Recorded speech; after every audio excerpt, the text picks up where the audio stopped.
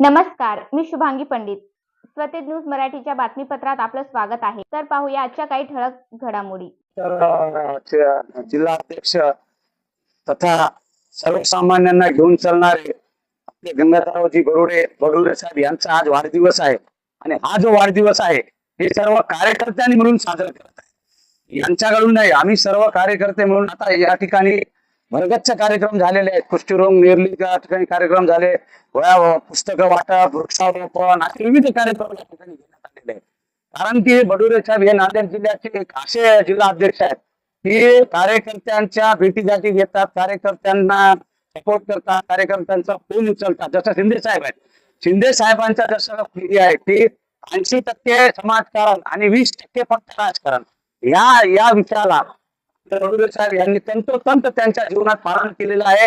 आणि आपल्या उत्तर विधानसभेचे जे आमदार आहेत, लोकप्रिय आमदार, यांना मदत म्हणून त्यांनी भरपूर काम करतात. आणि आमदार साहेबांचे त्यांच्यावर प्रेम आहे, पण त्यांचं कामावर त्यांचं प्रेम आहे. आम्ही सर्व कार्यकर्त्यांनी मिळून त्या ठिकाणी जो कार्यक्रम ठेवलेला आहे आणि आम्ही सर्वांतर्फे ईश्वरला आम्ही प्रार्थना करतो की बडोले साहेबांचं उत्तरोत्तर त्यांची प्रगती व्हावं आणि त्यांनी आयुष्य त्यांचा वाढावं, एवढं आम्ही सर्व कार्यकर्त्याकडून प्रार्थना करतो. संकल्प काही नाही. नांदेड उत्तर विधानसभेचा जिल्हा प्रमुख असल्यामुळे माझा आतापर्यंत जे आहे की सगळ्या कार्यकर्त्याने हा कार्यक्रम ठेवले.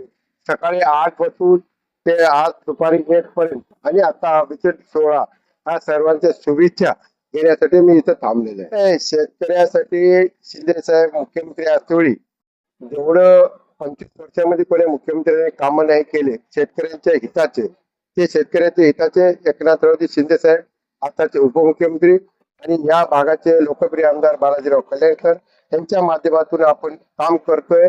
आणि शेतकऱ्यांसाठी खूप काही योजना शिंदे साहेबांनी राबवले. संकल्प सामाजिक हा शिवसेनेचा एकच उद्देश आहे, सामाजिक काम करण्यामध्ये सर्व कार्यकर्त्यांनी जे नेरली येते अन्नदान वाटप होतं, कुसुम बालगृह अन्नदान वाटप होतं.